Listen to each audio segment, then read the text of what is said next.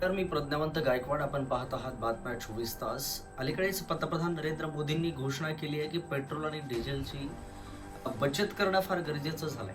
देशामध्ये युद्धजन्य परिस्थितीमुळे त्या ठिकाणी जे पडसाद आहेत ते संपूर्ण जगभर उमटताना आपल्याला पाहायला मिळतात. आणि अशातच भारताचे पंतप्रधान नरेंद्र मोदी यांनी पेट्रोल आणि डिझेल जपून वापरण्याचं आवाहन केलंय. त्यामुळे पेट्रोल आणि डिझेलचे दर जे आहेत ते वाढणार अशी शक्यता निर्माण झाली आहे. इराण आणि अमेरिकेमधील तणावामुळे कच्च्या तेलाच्या किमतीमध्ये वाढ झाली आहे. त्यामुळे सरकारकडून इंधनाच्या दरवाढीवर लवकरच निर्णय घेण्याची शक्यता आता वर्तवली जाते आहे.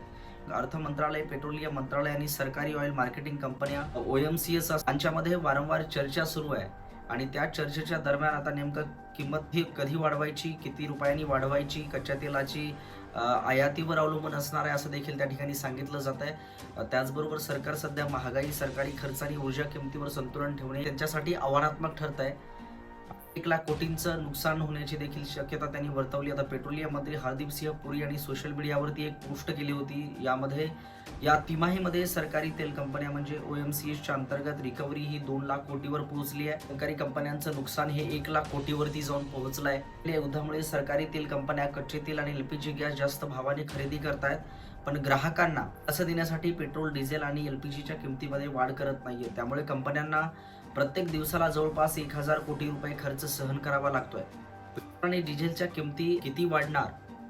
असा अंदाज वर्तवला जातोय की सरकारी कंपन्यांकडून पेट्रोलच्या दरामध्ये भक्कम वाढ अपेक्षित आहे. सरकारी पेट्रोल कंपन्या या दर दिवसाला पेट्रोल मागे 18 रुपये आणि डिझेल मागे 25 रुपये प्रति लिटर नुकसान जे आहे ते सहन करतायत. त्यामुळे पेट्रोलच्या दरात जवळपास 18 रुपये दरवाढ केली जाण्याची शक्यता आहे, तर डिझेलमध्ये 25 रुपये प्रति लिटर दरवाढ केली जाण्याची शक्यता निर्माण झाली आहे. HPCL सारख्या कंपन्यांच्या अंतर्गत भरपाई ही जवळपास पूर्ण होणार आहे.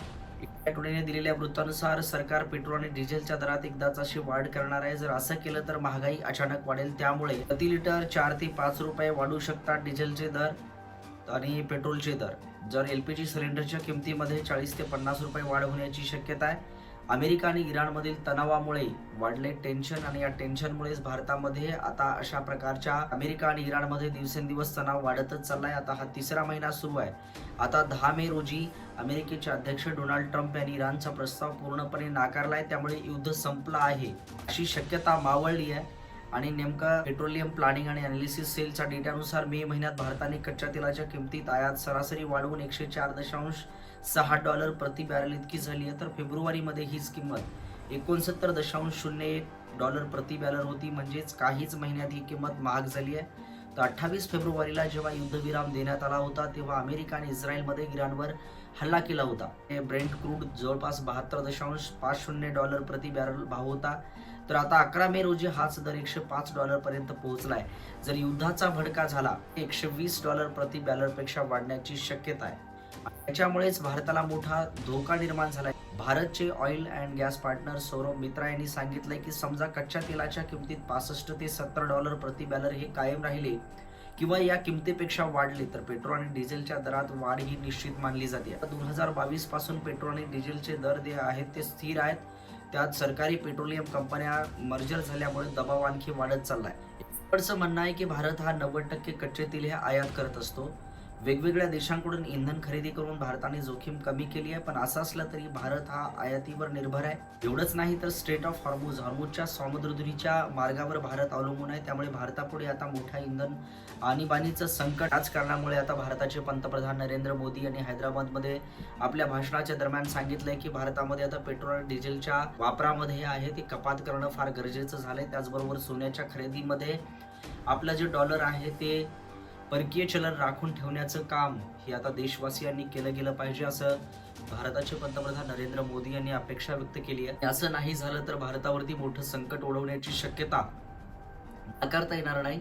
जर नागरिकांच्या प्रतिक्रिया पाहिल्या तर सराफांचे नोकरी आहेत ज्यांच्या जे घरप्रपंच आहे ते सराफ कामावरती असल्याच्या कारणावरून अनेकांना नोकऱ्या गमावण्याची देखील आता निर्माण झाली आहे. त्याच कारणामुळे सोनारांनी आता करायचं काय, जे हप्ते आहेत ते कसे भरायचे, घरभाडे कसे भरायचे, असं ज्यावेळेस मी प्रतिक्रिया घेतली सराफाच्या दुकानावरती जाऊन तेव्हा त्याच्याकडून अशा प्रकारची वक्तव्य करण्यात आली. त्याच कारणामुळे आता भारत देशामध्ये ज्या पद्धतीनं आणीबाणीचं संकट येण्याची शक्यता निर्माण झाली आहे.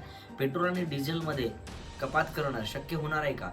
काही मिनिटांपूर्वीच त्यांनी ते वक्तव्य केलं होतं आणि तदनंतर त्या ठिकाणी गुजरातमध्ये प्रचंड रॅली आणि ज्या रॅलीमध्ये 100 ते 200 गाड्यांचा ताफा असल्याचं आपल्याला पाहायला मिळालं होतं.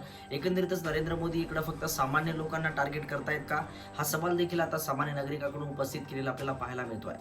एकंदरीतच भारतामध्ये पेट्रोल आणि डिझेलच्या किमतीमध्ये वाढ होण्याची देखील आता शक्यता निर्माण झाली आहे की जेणेकरून ज्या ठिकाणी 4 ते 5 रुपयाची दरवाढ होण्याची शक्यता आता नाकारता येणार नाहीये. कारण हॉर्मुझ स्ट्रेटवरती ज्या पद्धतीनं इराण आणि अमेरिकेचं युद्ध चालू आहे त्याच कारणामुळे आता संपूर्ण जगावरती हे संकट येण्याची शक्यता निर्माण झाली आहे. त्याच कारणामुळे कच्च्या तेलाच्या किमतीमध्ये वाढ झाल्यामुळे आता पेट्रोल आणि डिझेलमध्ये देखील वाढ होण्याची शक्यता निर्माण झाली आहे. या संदर्भातली अपडेट्स आपण जाणून घेतली बातम्या 24 तासच्या माध्यमातून. कॅमेरामन दिनेश कांबळेसह प्रज्ञावंत गायकवाड, बातम्या 24 तास.